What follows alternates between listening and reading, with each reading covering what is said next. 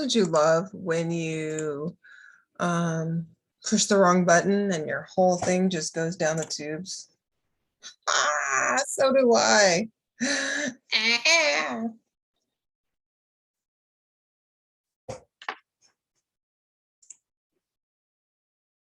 Doobie doo, I'm just waiting for it to go live, and I'm live, I guess.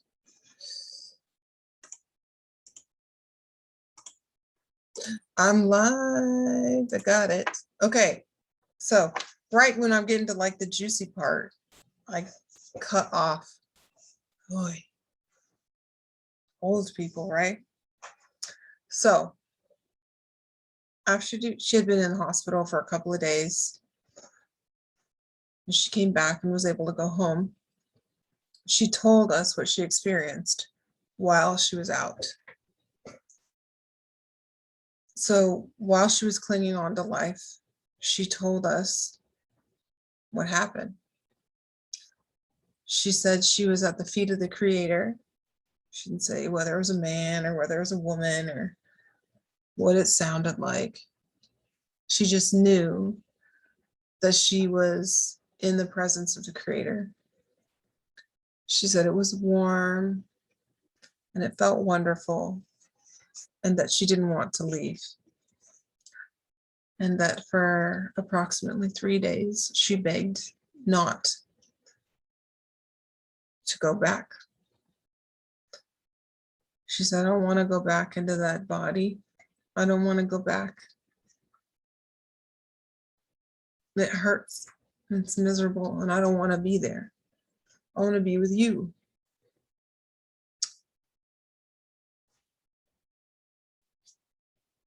And she just believed that she was being told she had to go back. And this long drawn out experience happened.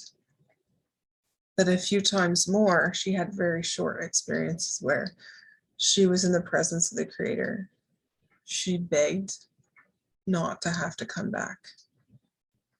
And the Creator said, you need to go back. It's not your time yet. And that was such a moving experience for me to be able to hear from her.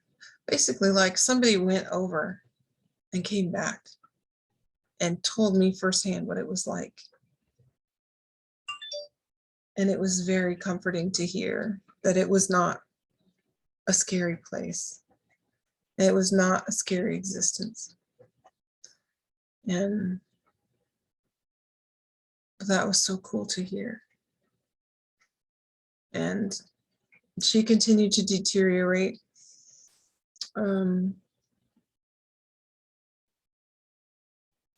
At one point in time, about this time last year, it got really serious. She wasn't able to speak. Her mouth would just gape open. And her hospice nurse said she should be gone. I don't know why she's here, but she should be gone. All her vital signs are saying that she should be, like any minute now, going, and she's not. And her daughter called to tell me, I think she wants to see you. And so my daughter had been doing hospice care for her for quite some time, through quarantine, until we were worried that my daughter's exposure might be a danger to her. And then when they started putting in the curfews, we were afraid my daughter was going to get in trouble for doing hospice care.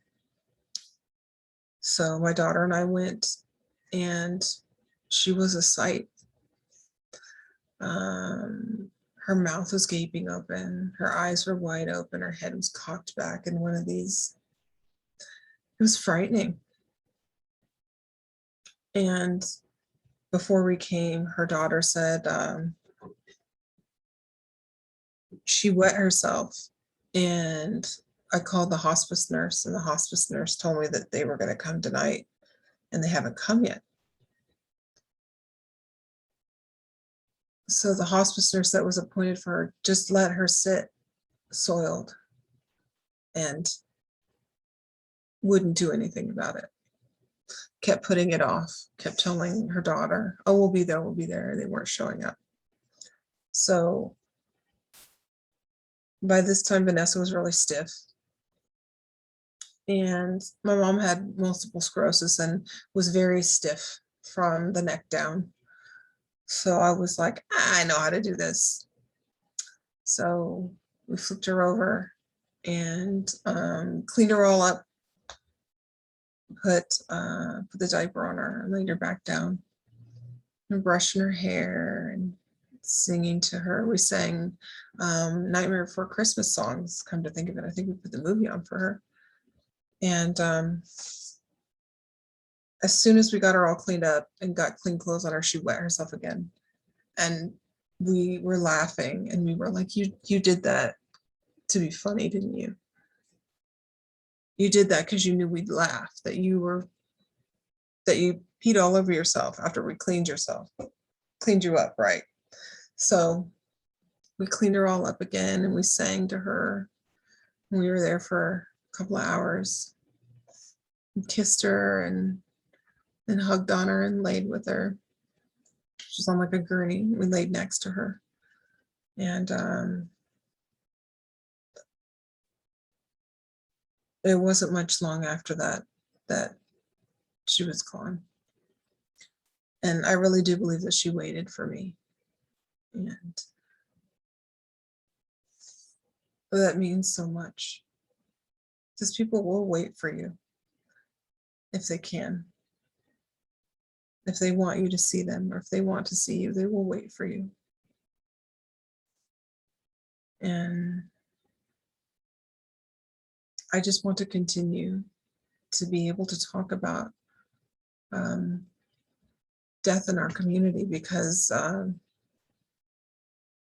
people avoid it like the plague, but it is kind of the plague, right? But if there's some way that I can help you live your life and not be held back by the fear of death, I'm going to do it. And if there's any topics you guys want to talk about, anything you guys want, I can bring people in.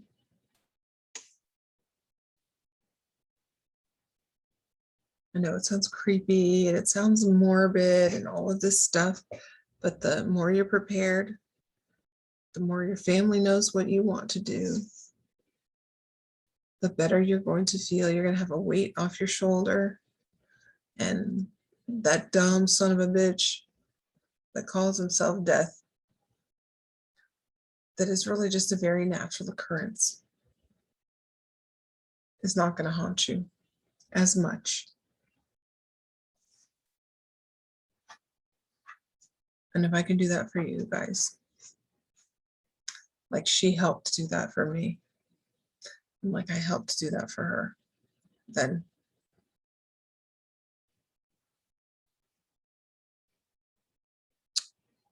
so if you guys all like this talk, I'd be happy to share more stories of survivor pinups that have passed and my experience with them and how they still continue to talk to me. I will hear Vanessa in my head when I'm doubting myself really badly. I'll hear her. And I know that there's a part of her with me still, just like I carry a little little piece of each one of the girls that we've worked with that have passed with us. So for me, for House of Volta, thank you so much for sticking in. Thank you so much for listening. And Arrivederci, baby.